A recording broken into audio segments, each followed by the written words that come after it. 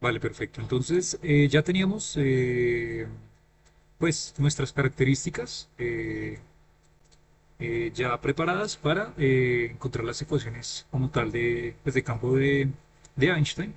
Entonces, anteriormente pues habíamos dejado justamente la tarea de encontrar los símbolos de Christoffel y los tensores de Ricci relacionados con cada una de las coordenadas, ¿no? Entonces, pues nuestra tarea era esta. Aquí ya tengo pues recapitulados cuáles son todos los símbolos de Christoffel existentes. Los que no aparecen aquí ya sabemos que son los que son diferentes de cero. Pues son, sí, son diferentes de cero. Y también por otro lado, el cálculo de los tensores de Ricci, que son exactamente los elementos que aparecen en la propia diagonal.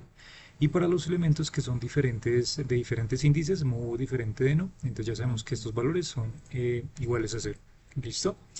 Por otro lado, también tenemos entonces que la ecuación de campo de Einstein-Hilbert, pues nosotros, un tipo de notación que habíamos trabajado anteriormente en el curso de relatividad, pues había sido con el tensor G1, que es justamente nuestro tensor de Einstein, ¿no? Y pues digamos que era una de las formas de colocar o representar también la parte geométrica de la ecuación. Entonces aquí teníamos relacionado el tensor de Ricci, el escalar de Ricci, el tensor métrico, y por otro lado teníamos entonces la parte física relacionada con el tensor de energía-momento y la constante que usualmente también aparece allí. En este caso, esta constante kappa la vamos a denotar como menos 8 pi g, que es como lo denota el libro de Weinberg. ¿Listo?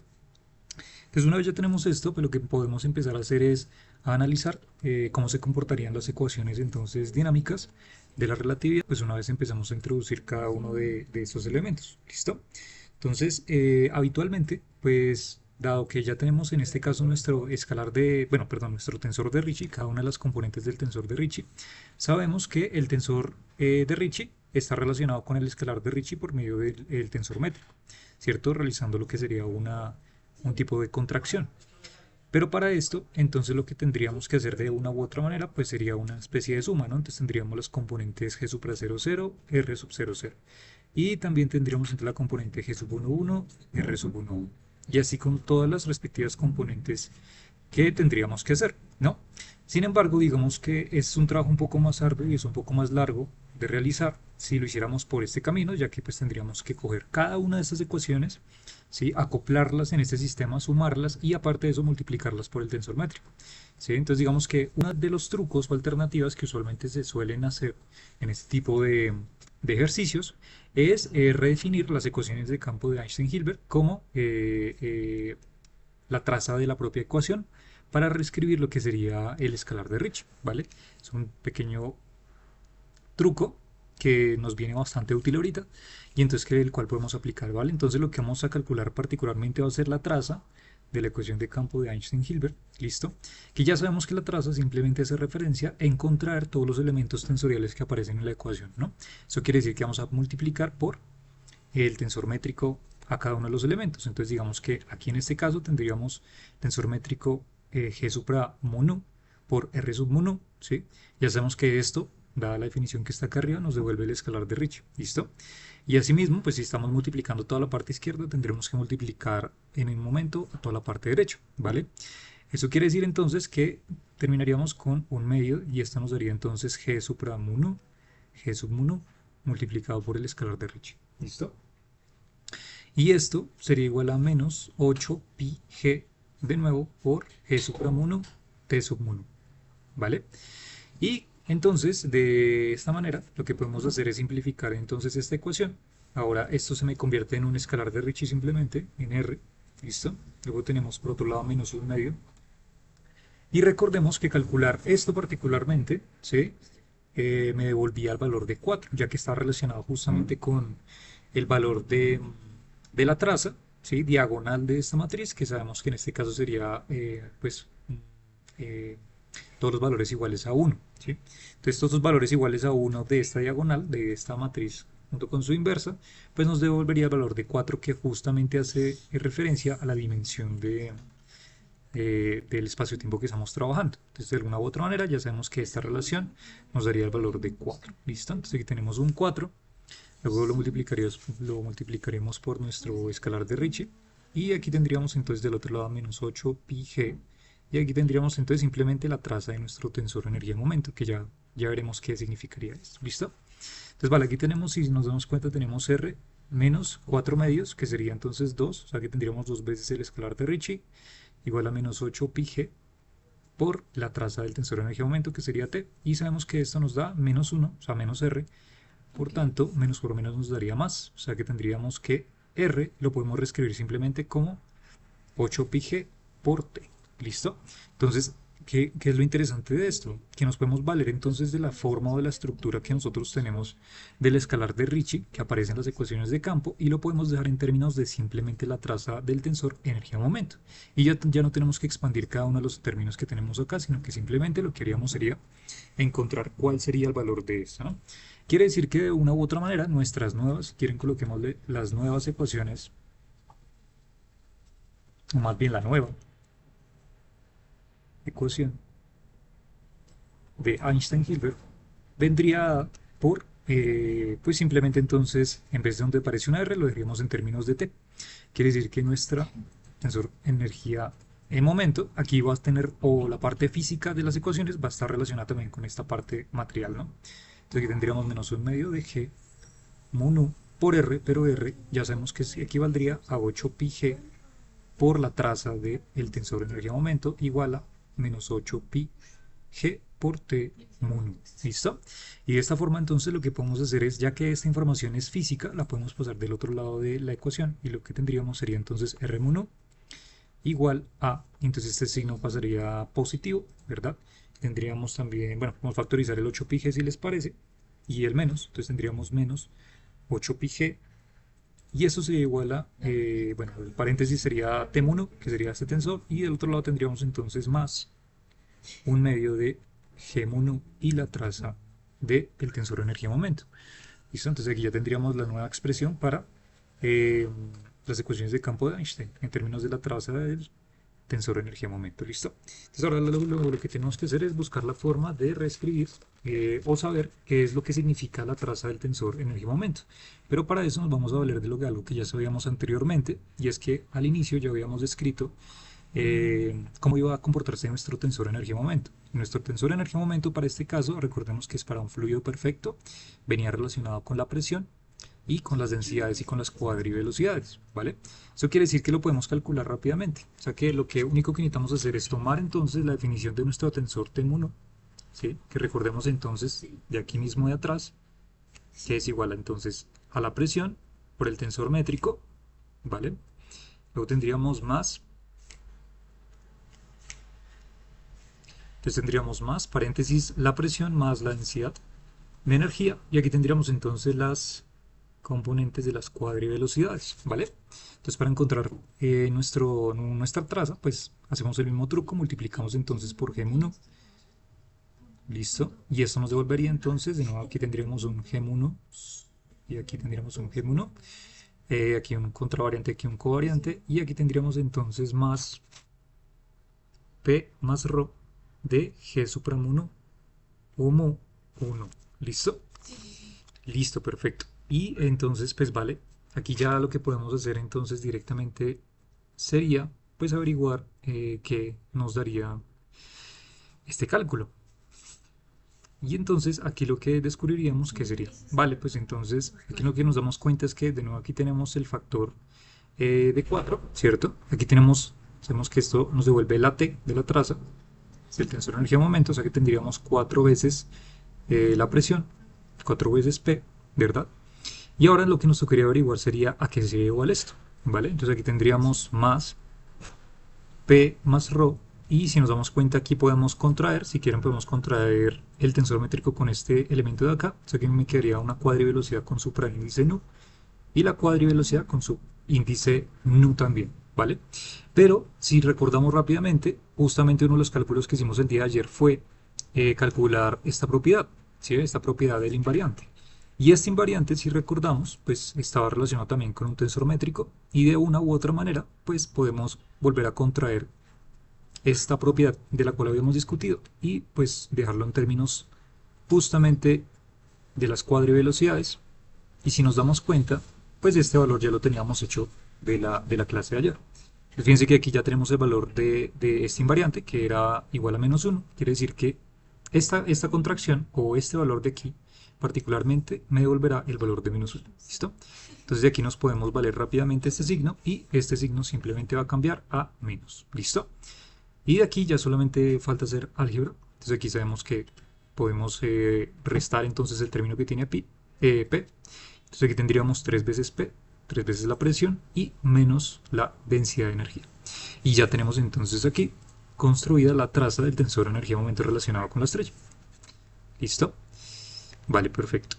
Y entonces ahora lo que empezaríamos a hacer pues sería a tomar cada una de las posibles ecuaciones que podemos deducir de las ecuaciones de campo de Einstein-Hilbert, donde por ejemplo vamos a tomar el caso de, por ejemplo, la coordenada radial, la coordenada 1, 1.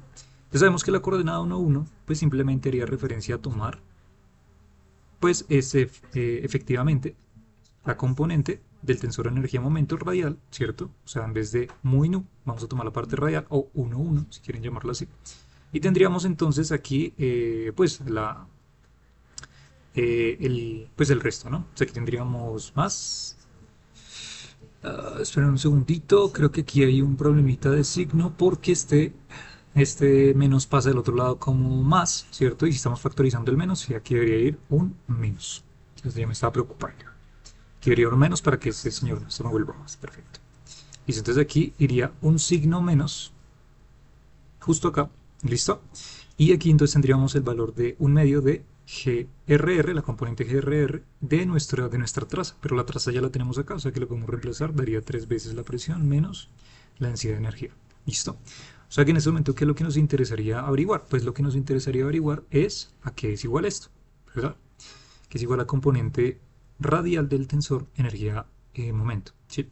Entonces para eso, pues nos valemos de nuevo de la definición que está acá. Entonces pues lo que hacemos es vale, donde aparezca un mu y un nu, pues simplemente lo reemplazamos, ¿no?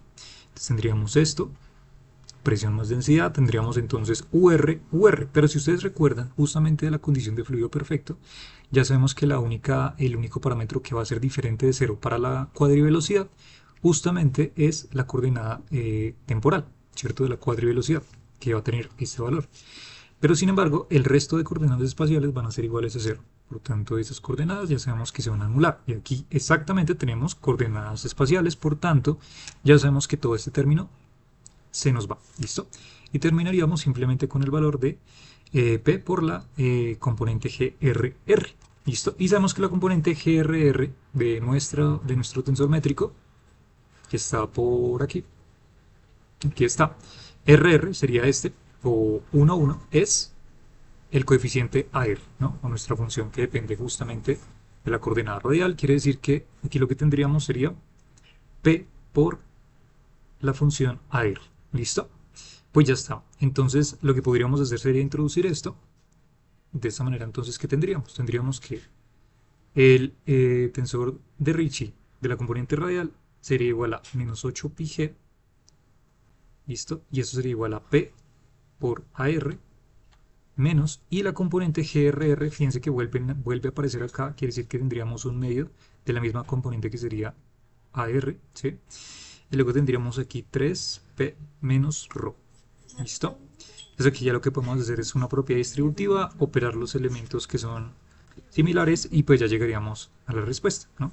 Entonces si hacemos esta operación rápidamente, pues a lo que llegaremos, aquí ya salto los cálculos para ahorrar tiempo, y así hacen el ejercicio, esto finalmente les va a dar un menos 4 pi g, y todo esto factor de ρ por la presión, factor de aire. ¿Listo? Entonces aquí ya tendríamos nuestra expresión del tensor de Ricci radial en términos de la presión y la densidad de energía. ¿Listo?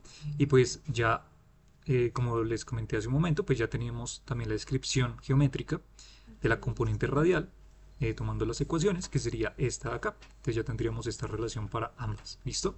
Tendríamos la primera ecuación. Si replicamos este mismo ejercicio para todas las componentes, entonces si lo hacemos entonces para lo que sería la coordenada angular, r teta teta, ¿listo? Y también la coordenada temporal. Esto, si hacemos el mismo análisis, haciendo exactamente el mismo que acabamos de hacer acá, entonces llegaremos a que las soluciones serán entonces 4 pi g algo bastante similar a lo que tenemos acá. Aquí tendremos entonces algo como ρ menos P, ¿sí? Si nos damos cuenta es algo bastante similar, pero irá multiplicado por un factor de R cuadrado. Y para la coordenada temporal tendremos algo también bastante similar, entonces tendremos menos 4πg, ¿listo? Luego tendríamos aquí algo como ρ más 3 veces P, que ya hay un cambio bastante significativo, y esto multiplicado por la función BR, ¿listo? Y ya tendríamos entonces la construcción de nuestras ecuaciones. Ahora, alguien se podría preocupar, por ejemplo, por decir, vale, está bien, pero aquí no tenemos calculado también la coordenada, o bueno, el tensor de Ricci angular, R sub phi. Pero ¿por qué no está? Es simplemente por el hecho de que ya la vamos a saber si tenemos R teta teta, porque R teta teta justamente está relacionado con R phi, simplemente por un factor de seno cuadrado de teta. O sea que realmente ya lo tenemos calculado, solamente multiplicando esto por un seno cuadrado de teta. ¿Listo? Esa sería la manera, pues, de encontrar las ecuaciones dinámicas. ¿Listo? Ahora, una vez ya tenemos esto, ahora lo que nos podríamos preocupar es en calcular entonces cuál debería ser el tipo de conservación de energía, ¿verdad? En este caso relativista, que estaría, en este caso, ya que estamos analizando un sistema de una estrella, ¿cierto? Y dado que colocamos la condición de un fluido perfecto, pues un tipo de conservación de energía que podríamos pensar a primera instancia, pues es justamente algo relacionado con la ecuación de hidrodinámica, ¿no? Que usualmente aprendemos en dinámica de fluidos. ¿Por qué? Pues porque particularmente la conservación del tensor de energía-momento pues va a estar implicado como un tipo de ecuación de hidrodinámica, ya que estamos analizando una especie de fluido perfecto, que sería en este caso nuestra estrella, ¿sí? Ahora, ¿qué es lo que sucede? Nosotros particularmente cuando estamos calculando en relatividad conservaciones de energía, pues entonces pues tenemos que utilizar el objeto matemático por excelencia que me relaciona justamente la energía y el momento. En ese tipo, pues justamente es nuestro tensor de energía-momento. Y aquí ya tenemos la descripción de nuestro tensor de energía-momento para este fluido del cual acabamos de escribir. Ahora, ¿cómo nosotros usualmente encontramos un tipo de conservación de energía en física clásica? Entonces, si recordamos de la física clásica, sabemos que cuando tenemos una cantidad conservada, ¿cierto? Nosotros hacemos usualmente la derivada de esa cantidad conservada con respecto a algún parámetro, ¿cierto? Usualmente el tiempo. Y esto lo igualamos a cero, ¿verdad? Esta es usualmente la condición que utilizamos en física clásica para denotar la conservación de energía.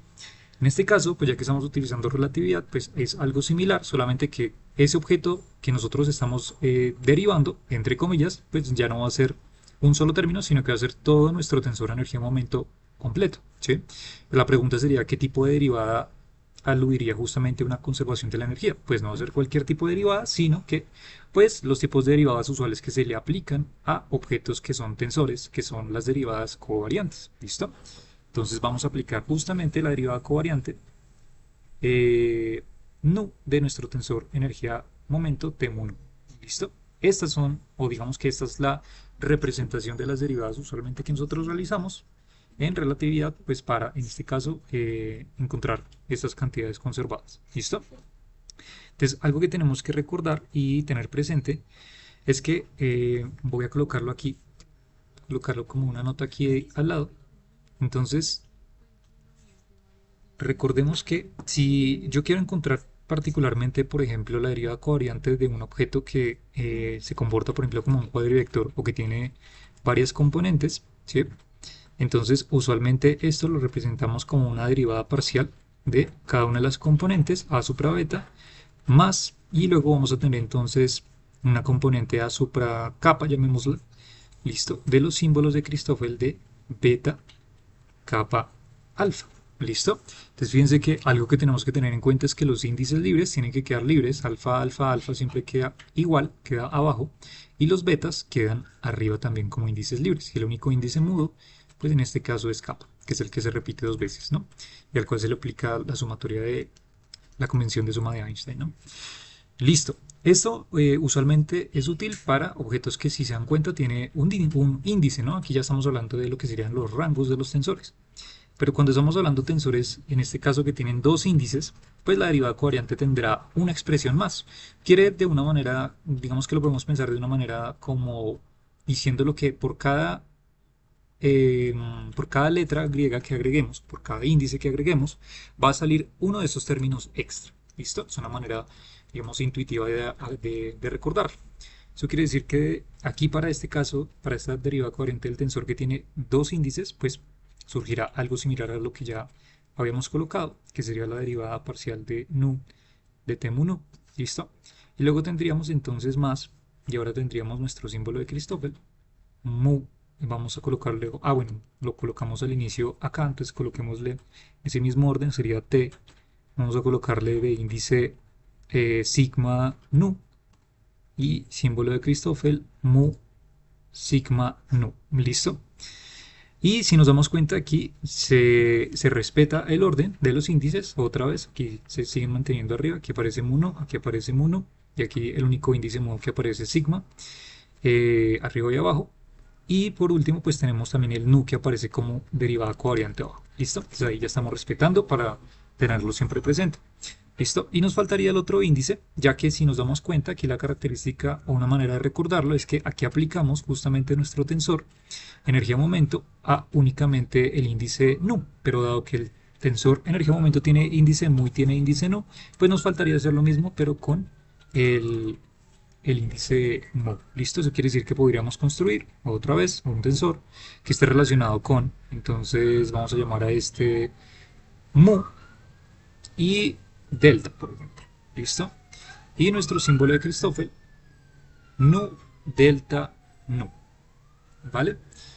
Y aquí ya tendríamos entonces la combinación, todas las combinaciones posibles para los dos índices que están arriba. ¿Listo? Aquí tenemos para uno el nu y para el otro el mu. ¿Listo? Y ya el resto de índices, si se dan cuenta, son índices mudos que se repiten. ¿Listo? Entonces, esta sería la definición. Y dado que estamos trabajando o buscando justamente la conservación de la energía, sabemos que esto tendría que ser igual a 0. ¿Vale? Esta sería nuestra ecuación por excelencia de conservación de energía para la relatividad. Entonces, ahora lo que tenemos que hacer es averiguar qué significa esto o a qué es igual esto. ¿Listo? Entonces, para ello nos vamos a valer de la definición del tensor energía-momento que ya tenemos acá arriba. Solamente que si nos damos cuenta, aquí tenemos todos los índices abajo, pero subirlos pues no será ningún problema. Ya sabemos que lo podemos realizar siempre y cuando respetemos pues, las reglas del uso del tensor métrico para hacerlo. Entonces pues el T1 como tensor contravariante pues va a tener entonces la forma presión G1 más presión más ρ y esto multiplicado por los cuadrivectores U supra mu y U supra nu. ¿Listo? Y ya tenemos entonces la representación de este. ¿Vale? Listo, entonces ahora lo que necesitamos saber es cómo aplicaríamos nosotros esta derivada covariante a todos los elementos que aparecen aquí dentro, ¿no? Porque eso es lo que pues aparece allí. Entonces pues vamos a hacerlo paso a paso. Esta es la descripción general, pero entonces lo que vamos a hacer es lo siguiente. Vamos a hacer como si no supiéramos en principio todavía esto, ¿listo? Y vamos a aplicar la derivada covariante a todos los elementos que aparecen allí. ¿Qué quiere decir eso? Que vamos a aplicar la derivada covariante entonces de el primer elemento, que sería presión por G supra mu nu, ¿listo? Dado que sabemos obviamente que aquí podemos aplicar, distribuir las derivadas covariantes a cada uno de los términos, ¿listo? Luego tendríamos entonces más, y luego tendríamos la derivada covariante nu, de nuevo, pero entonces al segundo término que sería este de acá, entonces tendríamos paréntesis P más ρ de U supra mu o supra nu. ¿Listo? Listo, perfecto. Y entonces ahora aquí pues podríamos hacer una propiedad también distributiva aquí para este término, tomándolo como si fueran dos, una regla de Leibniz aquí rápidamente, entonces sería simplemente derivada covariante nu de P G mu nu. Y aquí entonces tendríamos dos derivadas covariantes, una aplicada para la presión y para la densidad de energía, y la otra entonces aplicada particularmente a los cuadrivectores de velocidad U supra mu, U supra nu. ¿Listo? Y ya. Entonces, pues ya tendríamos este pedazo. Ahora lo que nos interesaría saber es averiguar saber qué es lo que significa cada uno de ellos. ¿Listo? Entonces, vamos a ir paso a paso. Entonces, lo primero que tenemos que notar es que, o algo que sabemos nosotros a priori, es que la presión y la densidad son cantidades escalares. ¿Listo?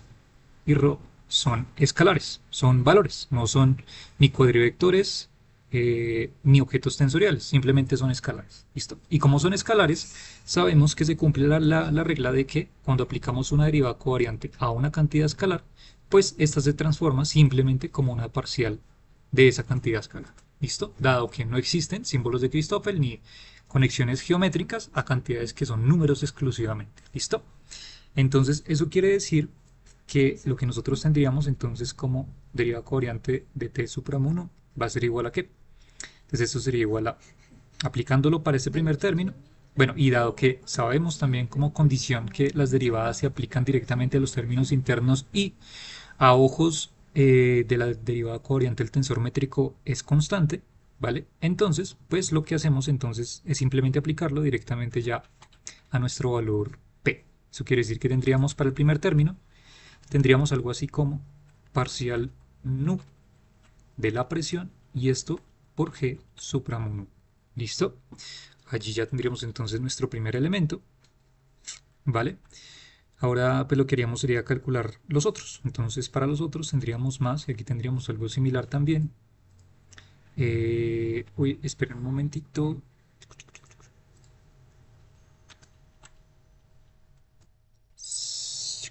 Un momentito, sí, aquí vamos bien. Solamente que me di cuenta. Ah, ok. Creo que había calculado aquí. Bueno, de hecho también podría servir, pero aquí esto está un poco extraño. Y es que yo había multiplicado acá, no sé por qué me comí el P. Vale, hagamos una cosa.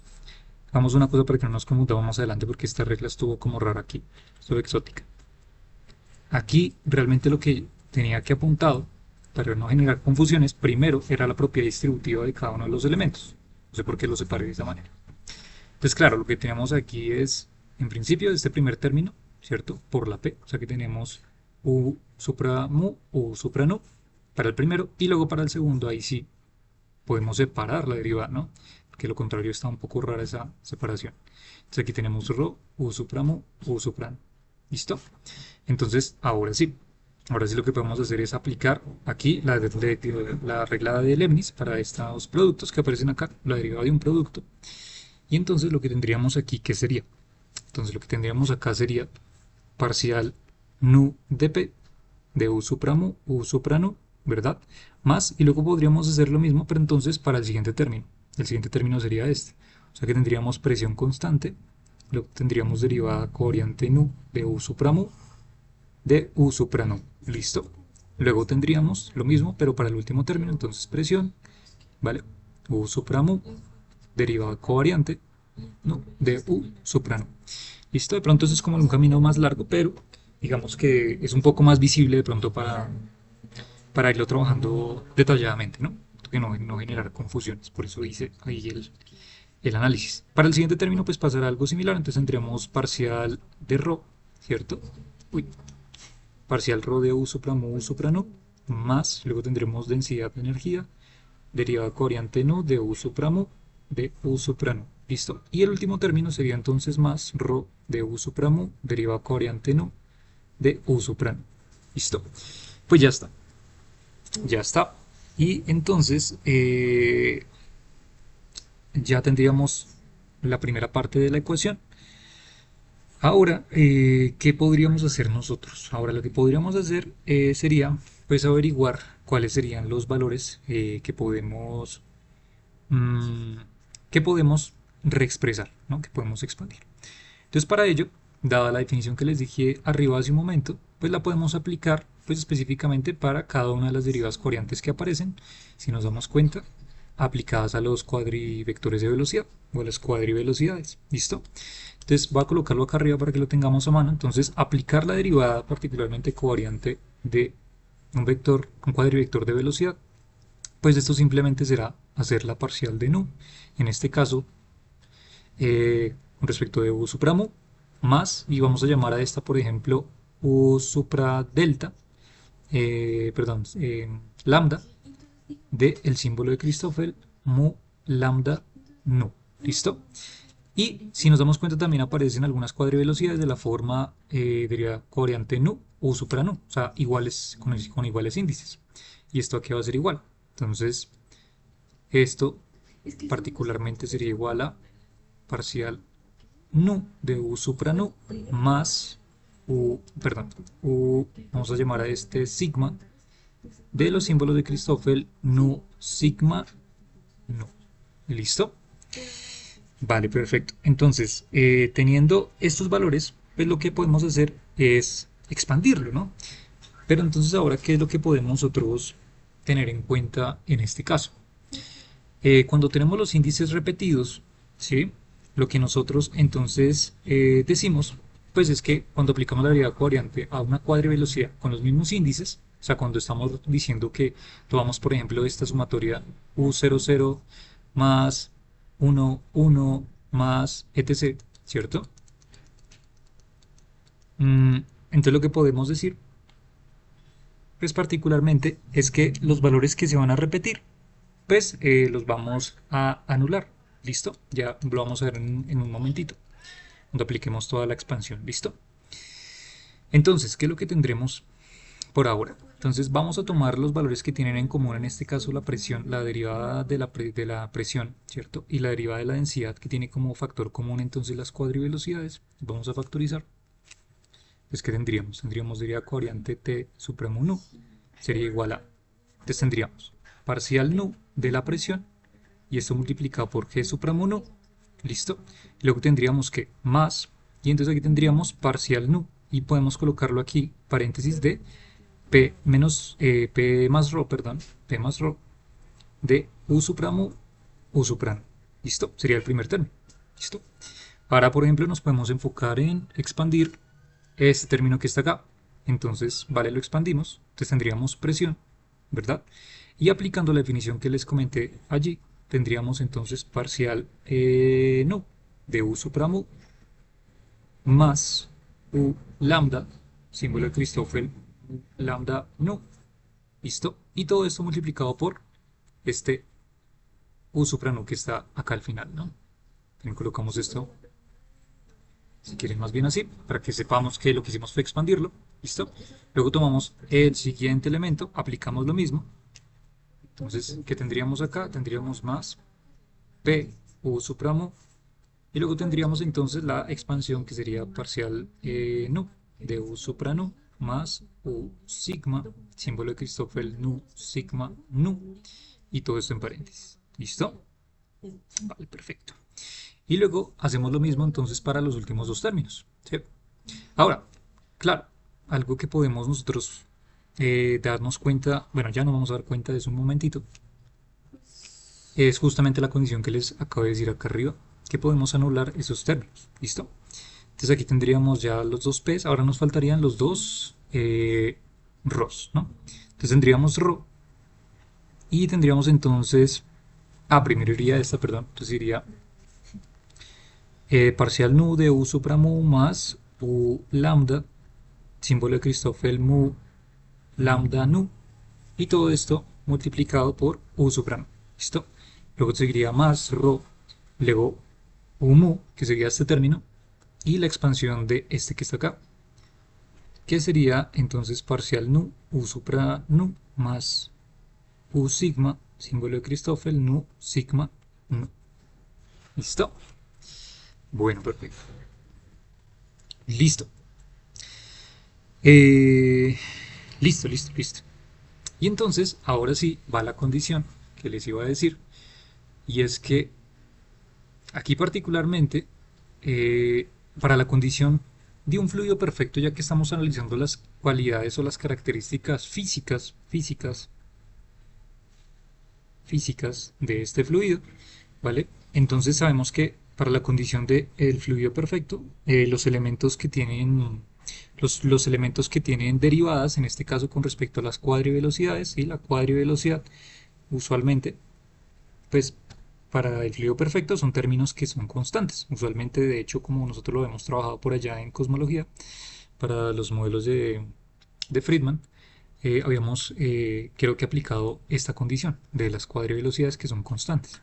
Entonces, claro, esto lo que me permite es decir entonces que al tener esta condición, entonces lo que decimos es que todas las derivadas de las cuadrivelocidades, hacer justamente el fluido perfecto, calculándolo como una característica física, no geométrica, entonces lo que permitiría, que creo que alguien está entrando, ya, sería que pues este valor, todas las derivadas fueran iguales a cero, ¿no? Entonces quiere decir que de alguna u otra manera todas las derivadas que aparecían de los términos de la cuadrivelocidad, por ejemplo este, ¿sí? O por ejemplo este de acá, o por ejemplo este de acá, o por ejemplo este de acá, se anularían. ¿Listo? Entonces estos ya no los consideraríamos, ¿vale? Listo. Creo que Susana, ¿tienes el micrófono encendido? Hola, por cierto.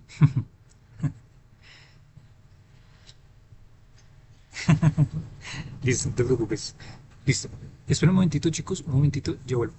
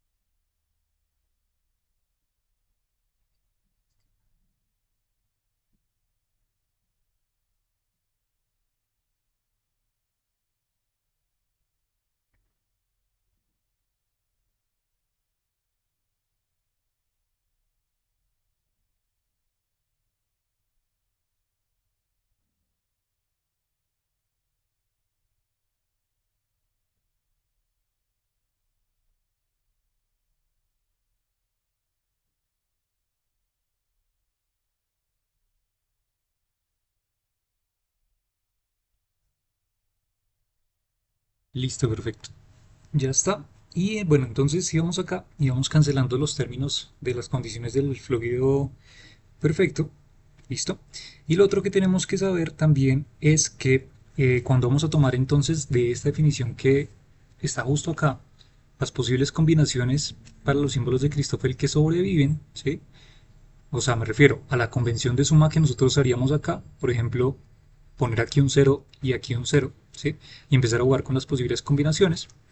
Lo que nos daremos cuenta es que, dado los símbolos de Christoffel que sobreviven de este ejercicio que aparece acá, que ya habíamos hablado, entonces lo que va a pasar es que si hacemos cualquier combinación posible en esta definición, ¿vale? Lo que nos vamos a dar cuenta es que todos los términos se van a terminar anulando bajo esa suma, ¿vale? Entonces, aquí lo que podemos decir también es que como tal, todos esos términos se terminan anulando, terminan siendo cero. ¿Sí? Esta condición la podemos haber hecho desde aquí arriba y evitarnos este camino, pero pues para que lo sepamos directamente bajo la expansión de todos estos términos, cómo se comporta. ¿Listo?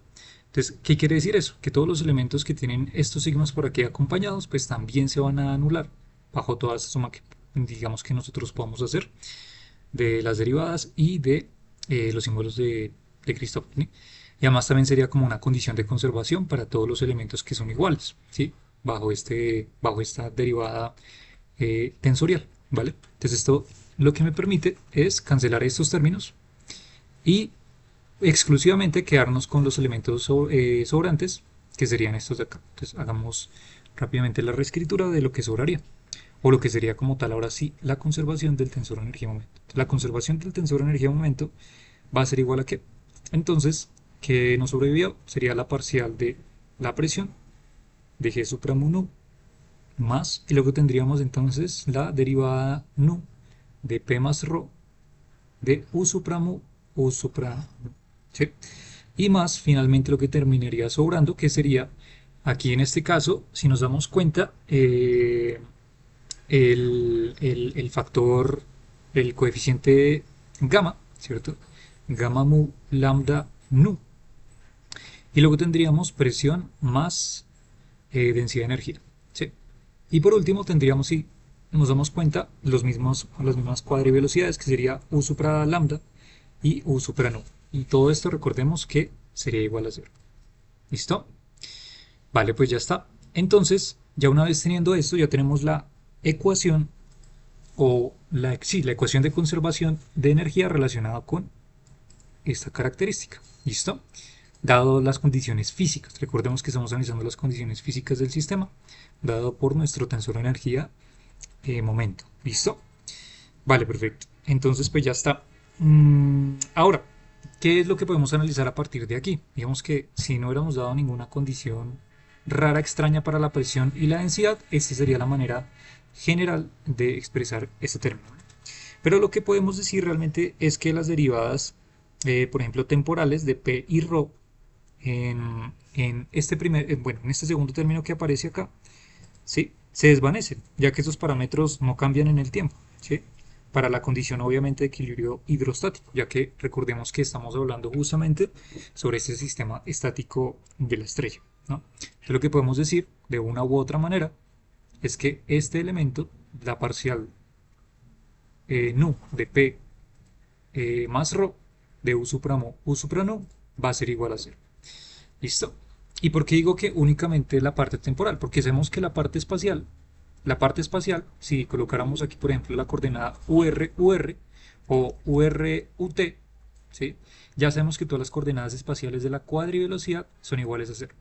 Entonces, como son iguales a 0, a 0, la única opción o el único candidato que sí sobrevive es que justamente fueran las coordenadas temporales de la cuadrivelocidad, que sí vale algo, ¿sí? Pero aún así, si esto valiera algo, al tomar aquí la derivada temporal de estos dos términos, de la presión y la densidad, esto es lo que me anula todo el término y pues me permite decir que en general este término para cualquier valor de mu y nu se va a cero. ¿Listo? Es como condición temporal, se va por esa condición de P y ρ, que son constantes, no cambian en el tiempo. Y para la parte espacial es porque la cuadrivelocidad no tiene componentes espaciales. ¿Listo? Entonces, esto lo que nos permite, evidentemente, es simplificar un poco ya más este asunto. Y además también podemos analizar algo, y es justamente nuestro término del símbolo de Christoffel mu lambda nu, ¿sí? Ya que la única opción que podemos utilizar o de índices que podemos utilizar para este símbolo de Christoffel es justamente cuando lambda y cuando nu son iguales a 0. ¿Por qué? Porque fíjense que este símbolo de Christoffel está acompañado de las cuadrivelocidades lambda y nu, ¿sí? Y la única componente de nuevo que sobrevive bajo esta condición de fluido perfecto es justamente la componente temporal de la cuadrivelocidad. Y para que toda esta estructura se conserve o sea algo diferente de cero, ¿sí? Nos dé algo diferente de cero, pues aquí lambda tiene que ser cero y nu tiene que ser cero al mismo tiempo. ¿Listo? Y eso obliga entonces a que nuestro símbolo de Christoffel, pues donde aparece un lambda le ponemos un 0 y donde aparece un nu le ponemos un 0. Y el único índice que quedaría libre sería nuestro índice nu, ¿vale? Entonces, de esta forma pues ya tendríamos esta estructura. Ahora podríamos pensar rápidamente es, ¿vale? ¿Y esto a qué equivale según la definición o la estructura de los símbolos de Christoffel? ¿Sí? Entonces, el día de ayer les dejé justamente para la tarea, está la definición general del símbolo de Christoffel, ¿sí? Ahora sí calculamos específicamente el símbolo de Christoffel donde como subíndices tenemos aquí 0 y 0. Entonces quiere decir de una u otra manera que aquí donde aparece un mu y nu le ponemos un 0, 0. Entonces quiere decir que aquí tendríamos una derivada temporal, aquí tendríamos una derivada temporal y aquí tendríamos el tensor métrico que es 0, 0. ¿Sí? ¿Listo? Pero si colocamos en cualquiera de estos dos, hagamos aquí rápidamente el ejercicio, digamos que si colocamos aquí 0, 0, 0, 0, aquí sería 0, 0, aquí sería 0, 0, ¿listo? Entonces, vale, la pregunta sería, vale, de nuevo, lo mismo. ¿Qué posibilidades podríamos dejar entonces específicamente para ρ, para que algo nos dé, ¿no? Entonces lo que podemos pensar es, vale, ¿cómo podemos derivarlo? ¿Con respecto a qué podemos derivarlo, no? Esa sería la pregunta que nos haríamos nosotros. Entonces, fíjense que para este último término, vale, el g sub 0, 0 existe, ¿cierto? Pero aquí la única combinación que puede existir no puede ser 1, 2 o 3, porque ya sabemos que esas componentes del tensor métrico se van a 0. La única componente que sobrevive sería justamente que ρ valga 0, ¿sí? Pero que ρ valga 0, entonces implicaría que estaríamos derivando temporalmente la componente g sub 0, 0 del tensor métrico, ¿sí? Y la componente g sub 0, 0 del tensor métrico, fíjense que es una función que depende del radio, más no del tiempo. Entonces, como no depende del tiempo, ya sabemos que las derivadas temporales, particularmente de esto que vamos a colocar aquí, vamos a exigir, ¿sí? Como esa condición particular, entonces ya sabemos que esto se nos va a cero y eso se nos va a cero. Entonces, ya lo que podemos analizar directamente de allí, de estos símbolos de Christoffel, entonces es que pues la única componente que va a sobrevivir va a ser esta última. ¿Listo? Porque aquí, ¿por qué si sobrevive? Pues porque podemos calcular cualquier ρ, ya no sería la componente temporal evidentemente, sino que sería la componente radial. Y derivar, hacer la derivada de este elemento que depende del radio con respecto al radio, pues eso sí que lo podemos hacer. ¿Vale? Por eso esa cantidad sería la única que sobreviviría. Entonces, en otras palabras, lo que estamos diciendo es que como sobrevive el último término, entonces esto sería igual a menos un medio, y vamos a dejarlo de forma general, g supremo nu parcial nu de g00. Entonces, fíjense que aquí viene acompañado del signo menos, justamente, que sería del último término, del un medio y del g supra mu nu, que yo lo llamo acá, para este elemento. ¿Listo? Pues ya está. Entonces, si reescribimos de nuevo el término, ¿cómo nos quedaría escrito? Entonces tendríamos que la derivada de P de G supra mu nu, ¿listo? He multiplicado, ya dijimos que ese término era igual a cero, y aquí tendríamos que, aquí tendríamos entonces menos un medio de G supra mu nu, que sería nuestro símbolo de Christoffel, ¿no? Y aquí tendríamos entonces parcial nu de G sub 0, 0.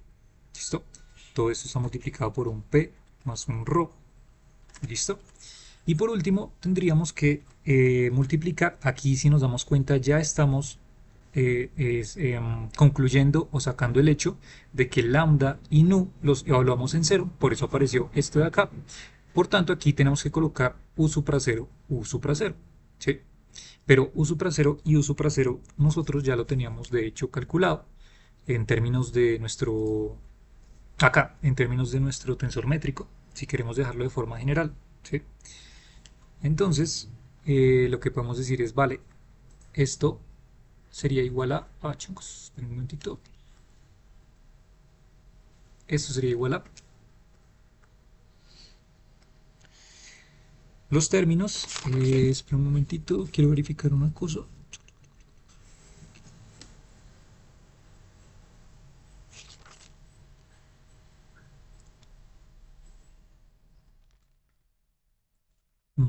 Déjenme verificar una cosilla aquí que tengo en el cálculo.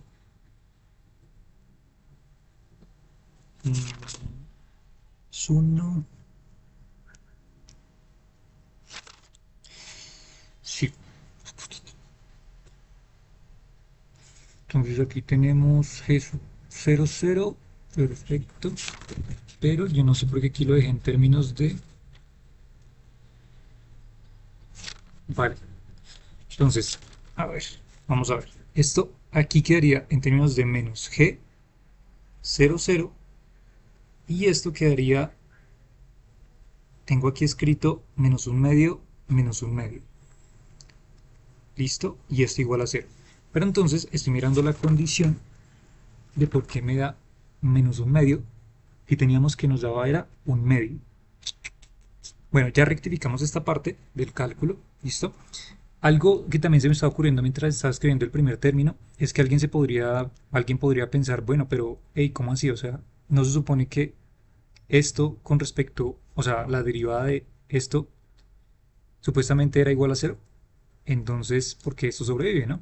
Pero pues aquí la diferencia es que, claro, aquí la única condición que nosotros estamos diciendo es que como estamos hablando de equilibrio hidrostático, entonces las derivadas de esto con respecto al tiempo no iban a cambiar, ¿sí? Y además de porque la única condición que podíamos aplicar de esta condición es que para que sobreviviera algo es que las cuadrivelocidades tenían que ser justamente las componentes temporales, ¿sí? Las componentes espaciales pues ya sabemos que se anulan porque esto va a ser, ¿listo? Pero eso no implica que las derivadas espaciales de esto cambien. Eso quiere decir que podríamos tener la generalización de que P no necesariamente dependa del tiempo, pero sí que puede depender, por ejemplo, de R, de teta o de phi, al igual que la densidad. ¿Listo? Por eso es que este elemento acá sobrevive y no se muere directamente, ¿vale? Porque aquí podemos jugar con la condición de nu para cualquiera de esas componentes, ¿vale? Listo, perfecto. Entonces, bueno, Lo que tenemos aquí es esto hasta ahora. Me causa un poco de curiosidad el término que me dio acá. De igual forma, sigamos ejecutando a ver si tal vez logro pegar el problema. Entonces, bueno, lo que seguiría aquí sería parcial nu de la presión G1 menos un medio de G supremo 1. Y aquí tendríamos parcial nu G sub 0, 0. Tendríamos P más ρ. Y entonces aquí la multiplicación de estos dos, pues simplemente nos daría eh, un menos 1, ¿no? Un menos 1 que estaría acá. ¿Listo? Sí, ahí está, perfecto. Entonces esto nos daría igual a 0. Y entonces aquí, de nuevo, pues lo que podemos hacer es, vale, podríamos aquí, mm, podríamos aquí pasar este término del otro lado, o sea, mejor dicho, igualarlo. Voy a igualarlo de una vez aquí en este mismo punto. Lo igualamos, ¿listo? Y entonces aquí viene el juguete extraño que quiero ver qué pasó acá. Y es que entonces aquí lo que podemos hacer es lo siguiente. Para este último término lo que podemos decir es, vale, aquí tenemos un medio de G1 de P más ρ. Y luego tendríamos entonces parcial nu G00. Y eso sería 1 sobre G00. ¿Verdad? Entonces, vale, aquí tendríamos, vale, y tenemos un signo menos que por ahí está volando, ¿no? Entonces esto nos convertiría en un menos también aquí en la ecuación. Perfecto, o sea que aquí tendríamos un menos acá. Y entonces el paso aquí es el siguiente. De hecho, esto está escrito ahí en el libro del Weinberg, particularmente para este paso. Y entonces, pues ya lo que ellos particularmente mencionan es que entonces la parcial justamente de el logaritmo, de tener el logaritmo de g sub 0, 0, esto es lo mismo que aplicar pues la derivada externa y la derivada interna, ¿no? Y hacer la derivada externa e interna de esto simplemente hace referencia que la externa pues sería simplemente 1 sobre g sub 0, 0, que sería la componente temporal de la métrica, y la derivada interna que sería la parcial nu de g sub 0, 0 de este término. Y fíjense que esto pues es justamente lo que está acá, ¿vale? Entonces, a partir de ello, pues lo que podemos hacer es pues transcribirlo, ¿vale? A ver, déjenme revisar una cosilla aquí de paso. Sí, ahí está el menos, perfecto. Nos pasa más, tan, se vuelve menos acá.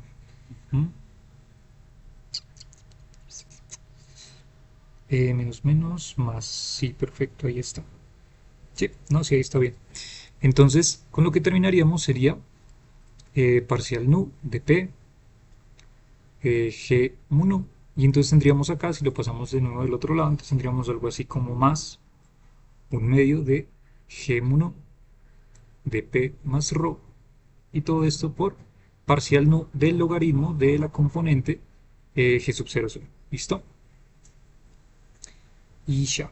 Entonces aquí ya tendríamos este pedazo y eso sería igual a 0, ¿no? Listo. A ver, ¿qué más hay por aquí extraño? A ver, reviso aquí un momento. Es que aquí aparece un signo negativo que me está poniendo en duda algo. Vamos a ver.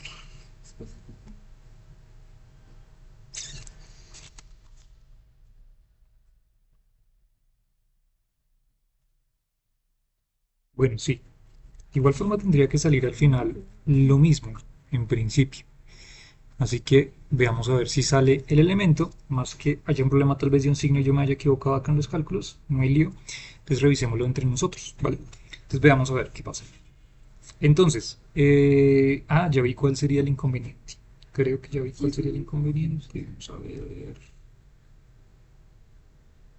Mm, vale, sí, sí, sí, claro, claro.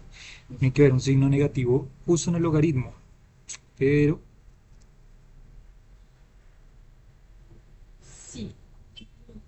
vale, vale, perfecto. Ya entendí cuál es ya entendí cuál es el rollo. Ya entendí cuál es el rollo de todo esto.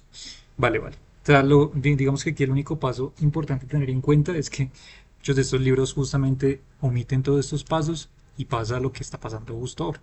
Entonces aquí recuerden que este menos venía heredado justamente del menos del símbolo de Christoffel. Pero si no hubiéramos hecho eso, hubiéramos dejado el signo más, sabemos que el signo menos podría seguir haciendo parte de este término que está acá. Podemos llamar a esto menos G00.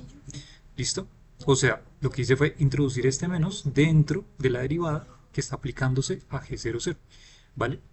¿Para qué? Para que al final, entonces, esto me quede en términos de lo siguiente. Entonces aquí tendríamos un menos, aquí tendríamos un menos, ¿listo? Y entonces aquí particularmente tendríamos un menos acá y tendríamos un menos acá, ¿listo?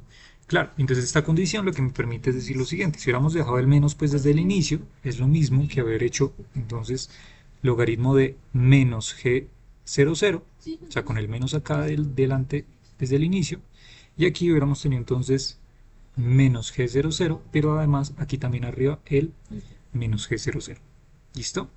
Claro, eso es, ya se van a dar cuenta por qué es necesario hacer esto. O sea, tiene un fin porque más adelante va a pasar algo que necesito que pase. ¿Listo? Entonces, claro, aquí tendríamos entonces logaritmo de menos G00, que sería este término que aparecería acá. ¿Listo? Bueno, perfecto. Sigamos entonces ahora sí. Lo que podemos hacer a continuación es decir, vale, podemos entrar el término un medio dentro de la derivada, ya que es una constante. Entonces aquí simplemente como un jugueteo podemos decir, vale, este un medio me lo cargo dentro.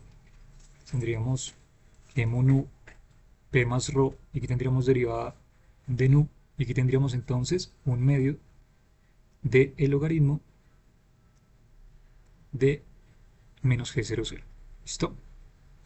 Pero nosotros somos de las propiedades de los logaritmos, entonces que pues aquí podríamos entonces subirlo como un exponente, ¿no? Entonces, ¿por qué? Porque ya sabemos que la derivada, pues de aplicar justamente a este elemento, la derivada externa, pues me devolvería efectivamente el mismo término que tenemos acá. Y entonces, eso nos permite hacer, o sea, pasar de este paso, más bien hagamos un copy-paste para no volver a copiar todo aquí. Eso nos permitiría entonces cargarnos el un medio y colocarlo como un exponente. ¿Listo? ¿Vale? Y ya, y finalmente, para quitar entonces a G1, se podemos multiplicar de ambos lados, ya que tenemos una ecuación que si nos damos cuenta depende de G1 y de G1, pues lo podemos multiplicar entonces, vamos a multiplicar toda la ecuación por G sub mu lambda, por ejemplo. ¿Listo?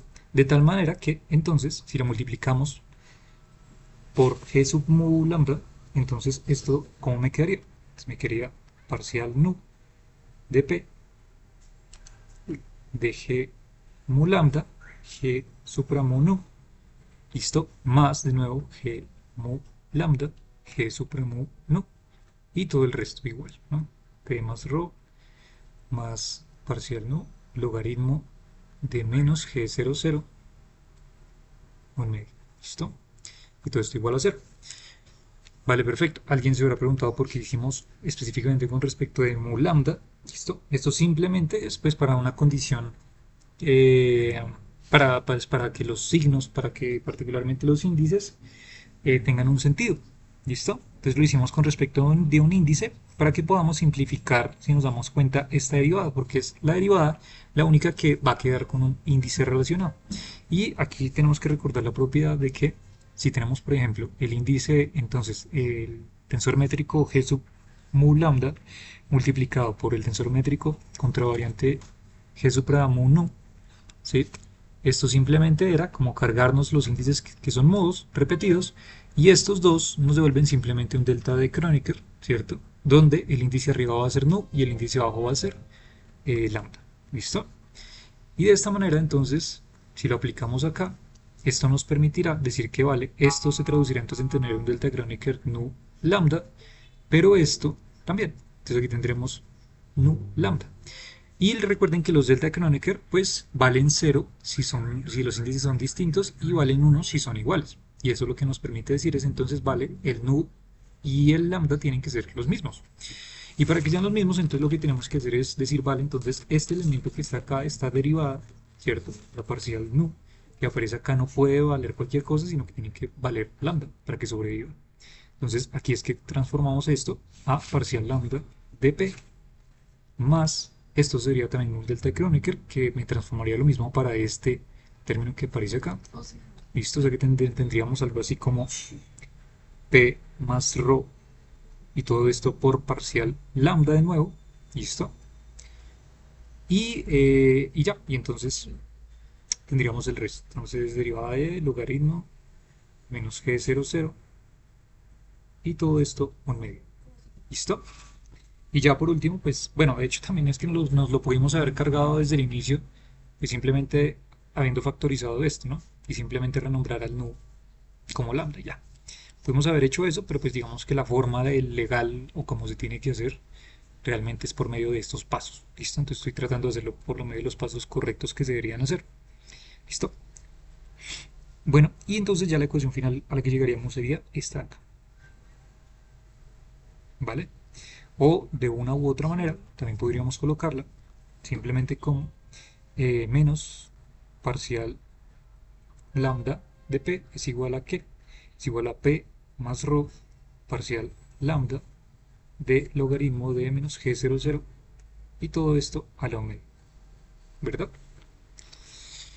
Listo, pues ya está. Entonces ya tendríamos esta que sería nuestra última ecuación. Ahora, ¿cuál era el apunte que yo les estaba haciendo sobre el menos g00? ¿Por qué complicarnos la vida con dejar el menos g00? Porque si nos damos cuenta, al subir este 1 medio que estaba aquí multiplicando, esto queda como una especie de raíz, ¿sí? Y al quedar como una especie de raíz, pues aquí lo que tenemos, si nos damos cuenta, inclusive adentro tenemos el logaritmo de un número negativo por algo, ¿cierto? Pero sabemos que el logaritmo de un número negativo como tal, pues eso nos va a dar una inconsistencia, ¿sí? Y entonces, pues para justamente lograr sobrevivir en este intento, pues lo que hacemos es introducir este menos justamente acá porque nosotros a priori ya sabemos que este componente g sub 00 tiene un valor negativo. Aquí tiene un valor de menos br. Y eso hace justamente que al final el menos br con este menos se me vuelva un más. Y el logaritmo nos quede el logaritmo de algo positivo. Y al final de ese logaritmo de algo positivo le saquemos la raíz y ya solucionamos esa inconsistencia. Por eso el truquillo de dejar este negativo dentro y no fuera. ¿Listo? Es más ahí un jugueteo. ¿Listo? Entonces, esto al final a lo que llegamos es una cosa bella porque esto sería una ecuación justamente de equilibrio hidrostático. ¿Listo? Entonces aquí si nos damos cuenta ya tenemos una ecuación de equilibrio hidrostático. Ahora la pregunta que nos podríamos hacer es, vale, ¿y qué significa tener una ecuación de equilibrio hidrostático? ¿Para qué nos servirá? Entonces pues vamos a usar la ecuación de equilibrio hidrostático con respecto al único parámetro que podemos utilizar. ¿Cuál es ese único parámetro que podemos utilizar? Pues tiene que ser R, no hay otra opción, ¿sí? De lo cual entonces son los únicos elementos con los cuales podemos derivar acá. Vamos a traducir entonces esto. Ya sabemos que esto de aquí lo podemos traducir. La componente g sub 00 simplemente es tener más ρ parcial lambda. Y aquí tenemos entonces logaritmo de menos g00, pero menos g00 simplemente me devolvería entonces b de r, que sería nuestra componente. ¿Listo? Y esto en raíz. ¿Vale? Listo, perfecto. Y entonces, ¿ahora qué podemos hacer? Entonces lo que podemos hacer aquí es decir, vale, si nosotros vamos entonces a justamente a decir que vamos a utilizar el índice lambda como la coordenada radial, o 1 si lo quieren también llamar así, pues porque es el único parámetro del que depende esta ecuación. Entonces, pues ¿cómo me quedaría nuestra nueva ecuación? Nuestra nueva ecuación nos quedaría entonces como una derivada con respecto a la coordenada radial de la presión, ¿listo? Que esta es una parte bastante interesante, más adelante vamos a darnos cuenta por qué, de la presión más la densidad de energía. Y esto sería la parcial de R, ¿verdad? De logaritmo. Bueno, aquí podemos ya bajarnos este 1 medio simplemente para escribir de nuevo un poco menos. Entonces tendríamos B de R, ¿listo? Que simplemente lo que hicimos fue pues, una derivada, bajamos el 1 medio que exponente y queda lo mismo. Derivada externa e interna, ¿no? Listo, perfecto. Si quieren vamos a renombrar a esto, pues ya que estamos diciendo, vale, o sea, lo que estamos diciendo aquí es, vale, estamos calculando esto como de x supra 1, pero de x supra 1 o sea, me estoy refiriendo a la coordenada radial, ¿no? Pero esto es a su vez tener la derivada de la presión con respecto a R, ¿sí? Y si de hecho estamos considerando justamente que nuestra presión depende de R, pues entonces pues llamemos a esto simplemente P', ¿listo? Entonces llamemos a esto P'. Entonces tendríamos P' por un lado menos P' por un lado, bajamos este factor de P más ρ y subiríamos este valor de 2, entonces tendríamos 2P menos 2P' sobre P más ρ. Y del otro lado entonces tendríamos logaritmo de esto, ¿sí? Que el logaritmo de esto a qué es igual, ¿sí? Pues el logaritmo de esto, ya lo dijimos acá arriba, logaritmo de la derivada del logaritmo simplemente nos daría la derivada de arriba sobre pues el valor de lo que esté acá abajo. Listo. Y dado que aquí solamente tenemos esto, pues la derivada externa me daría entonces un 1 sobre BR. Y arriba nos quedaría simplemente la derivada de nuestra función B con respecto de R.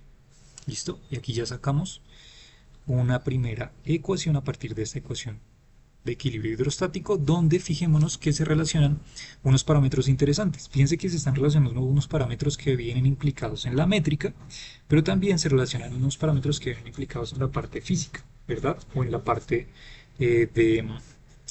en la parte física del tensor de energía en momento, ¿no?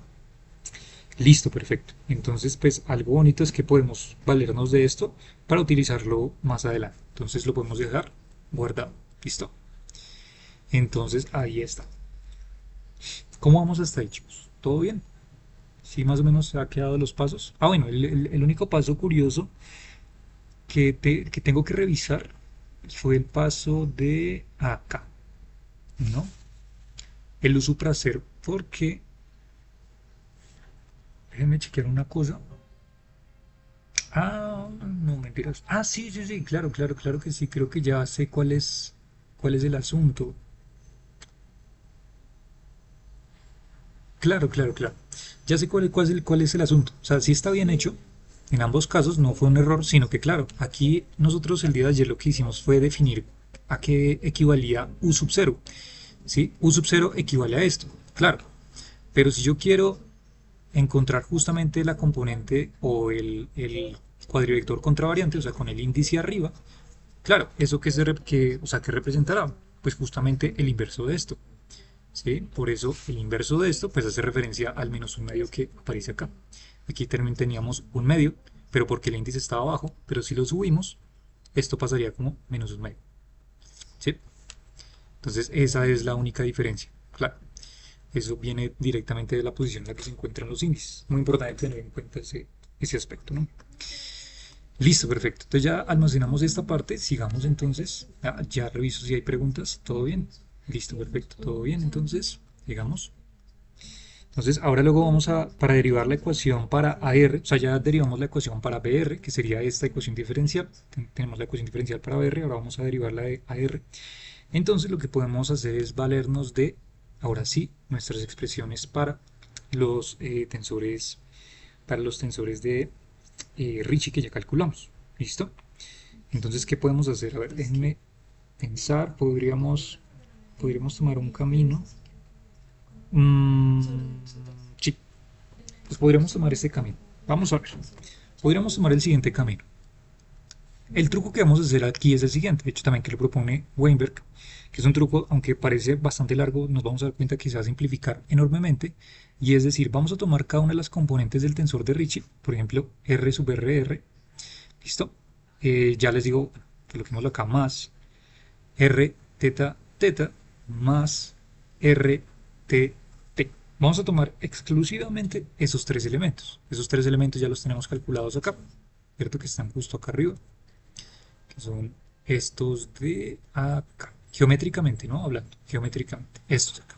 O sea, vamos a tomar este elemento, vamos a tomar este elemento y vamos a tomar este elemento. ¿Listo?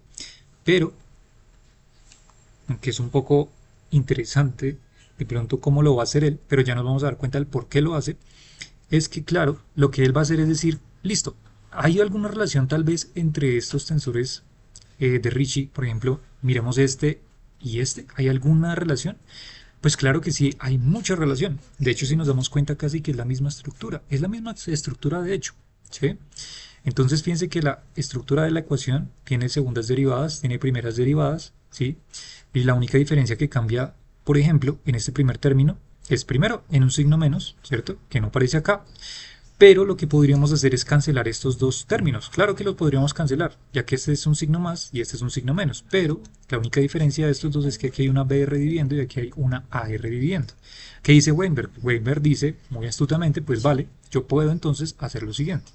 Pues vale, lo que puedo hacer es simplemente multiplicar entonces una R por esta, o sea, para esta ecuación, mejor dicho, vamos a multiplicar a todo el tensor de Ricci R sub R por un AR. Eso quiere decir que vamos a multiplicar todo esto por una R, pero asimismo a este, para que se parezca a este, vamos a dividirlo por un BR, ¿no? Para que estos dos términos, fíjense que van a quedar completamente iguales. Y de hecho, va a pasar exactamente lo mismo para estos dos monstruos aquí gigantes que también están. ¿Si se dan cuenta?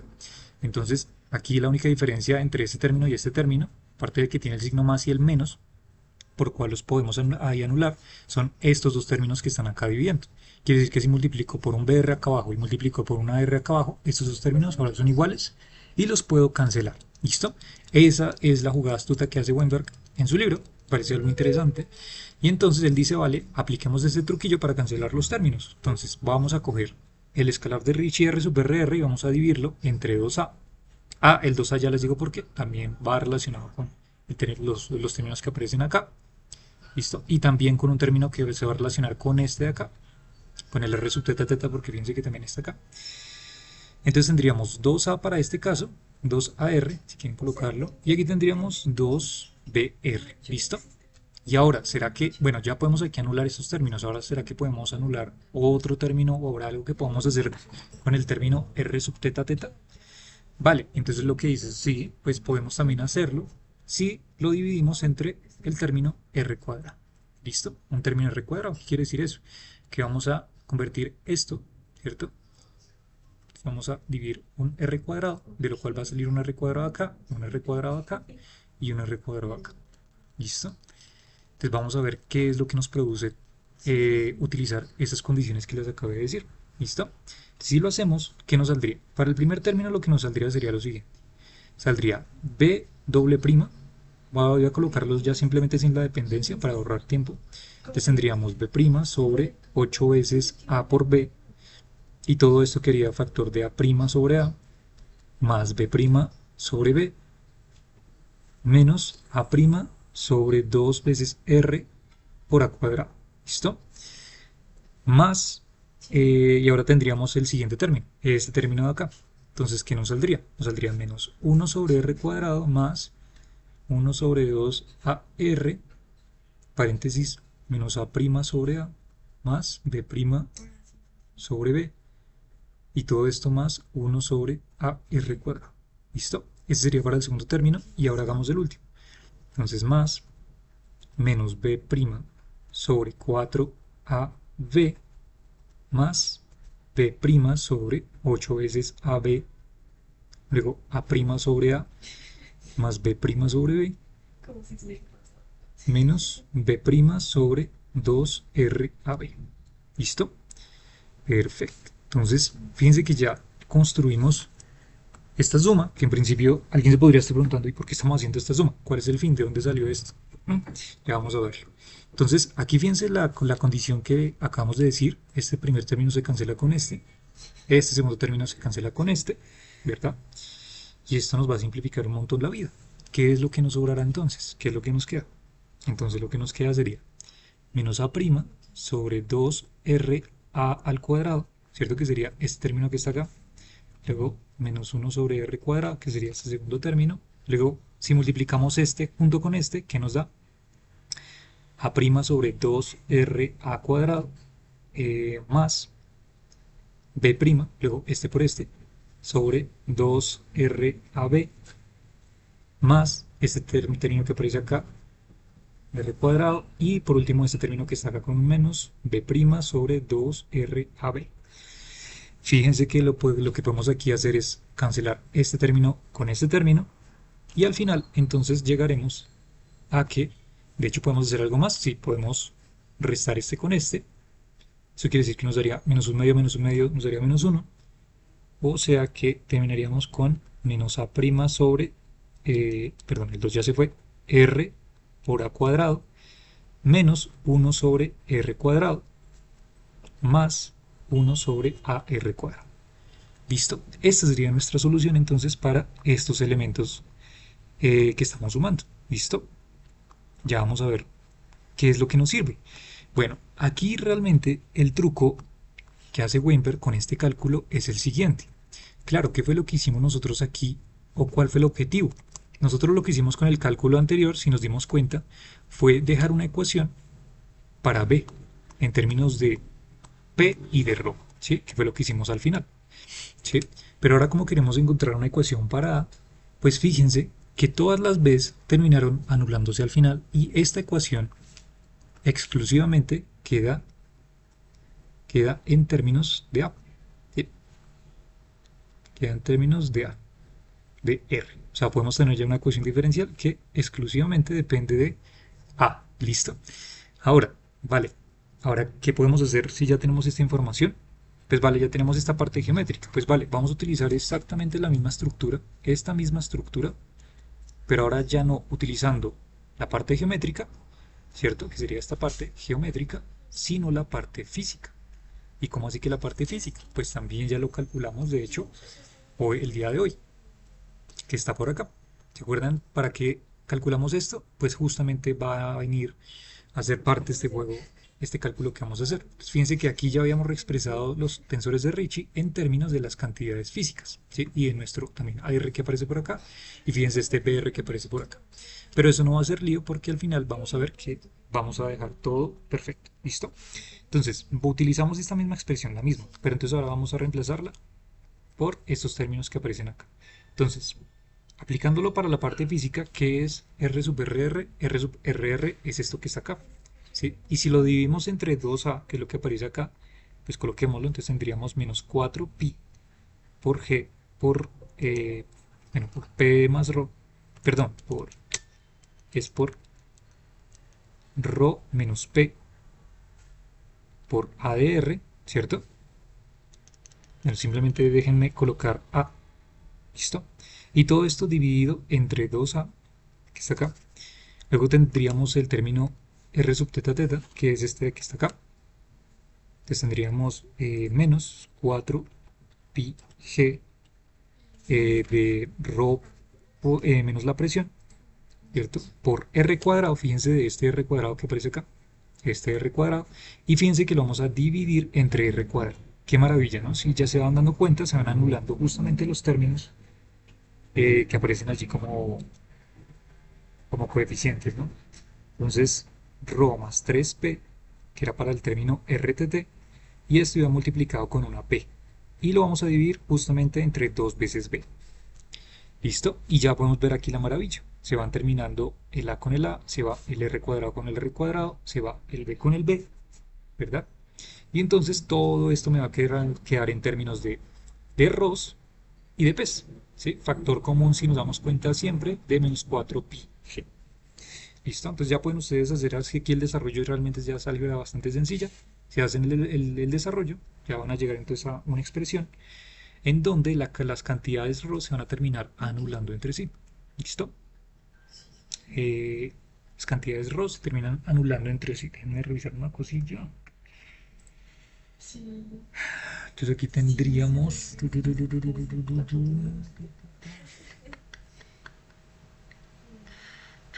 No, que sí. 4 menos 4 menos 4. Aquí tengo un P, ρ, P, ρ menos P. Sí, abriéndolo aquí me quedaría esto. Ujú.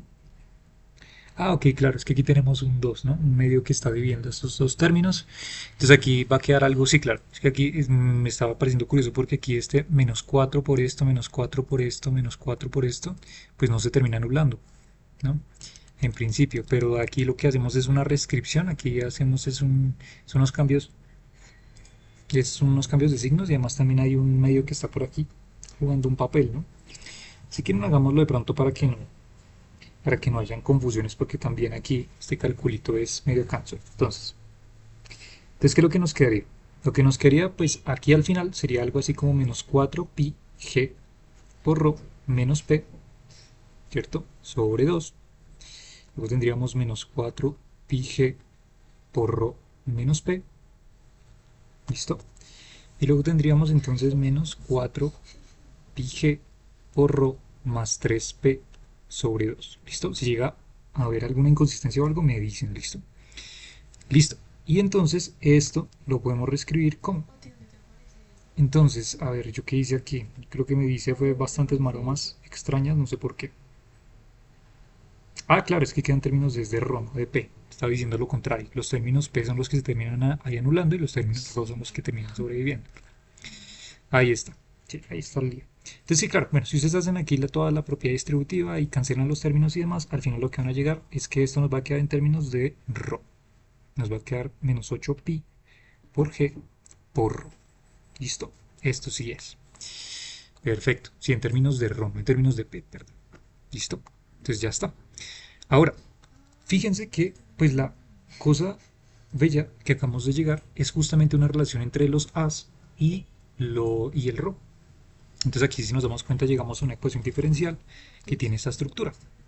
Entonces menos a' sobre r a cuadrado menos 1 sobre r cuadrado más 1 sobre ar cuadrado y todo esto igual a menos 8 pi g por rho.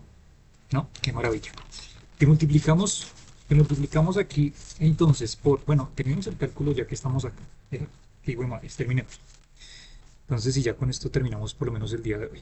¿Listo? Entonces, si hacemos el cálculo de esto, multiplicamos por un r cuadrado, si les parece multiplicamos por un r cuadrado toda la ecuación. ¿Listo? Entonces, ¿cómo me quedaría convertido esto?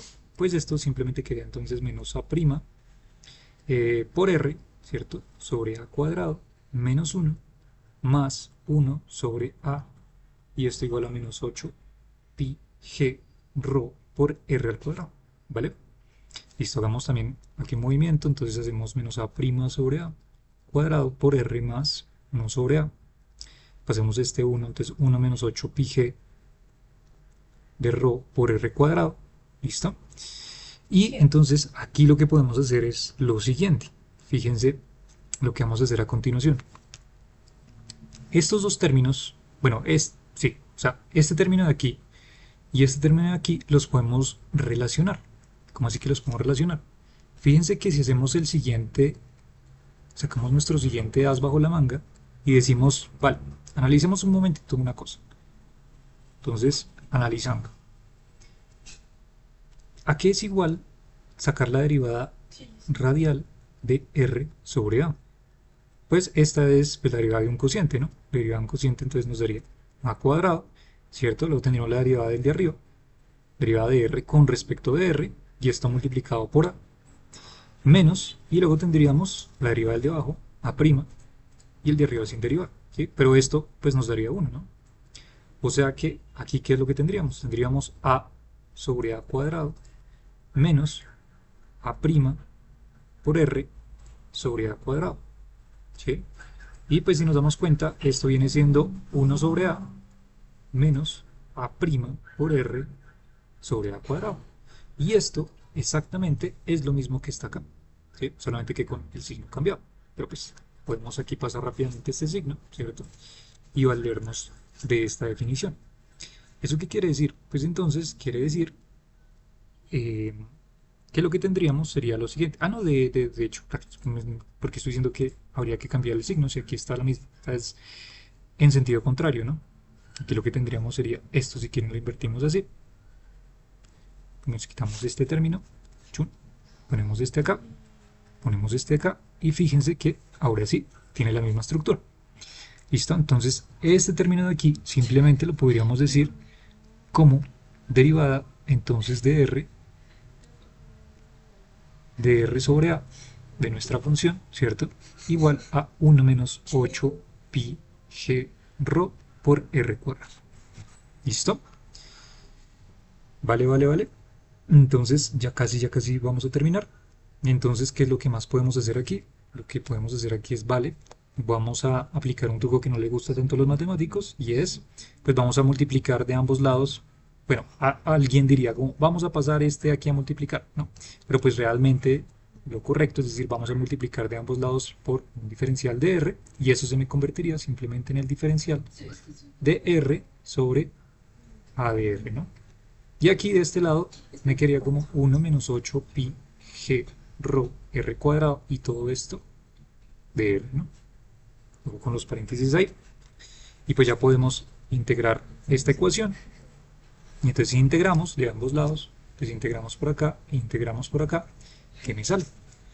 Entonces, bueno, y algo importante aquí a tener en cuenta, de que de hecho que lo tiene Weinberg, es que este factor que aparece acá, si nos damos cuenta, está evaluado, o sea, el diferencial que tenemos es r sobre a de r, ¿cierto? Entonces lo que él dice es, vale, pues ya que tenemos este factor, pues evidentemente podemos colocar el mismo factor por el cual estamos integrando, 0, de 0 hasta r sobre a, ¿no? Que sería ese mismo que aparece acá. Y por este lado sí podemos decir que estamos, pues evidentemente, barriendo toda la coordenada radial desde un punto 0, ¿cierto? Hasta cualquier punto que nosotros tengamos, pues como tal de la estrella, ¿listo? Que sería esta coordenada radial. Entonces, pues nada, ahora sí, ¿esto qué nos daría? Entonces, lo que tendríamos acá sería, coloquemos aquí de una vez la solución, entonces tendríamos la integral de 0 a r, pero pues esto ya es algo bastante más trivial. Entonces el diferencial de r menos, aquí tendríamos entonces, déjenme ver una cosilla por acá, sí.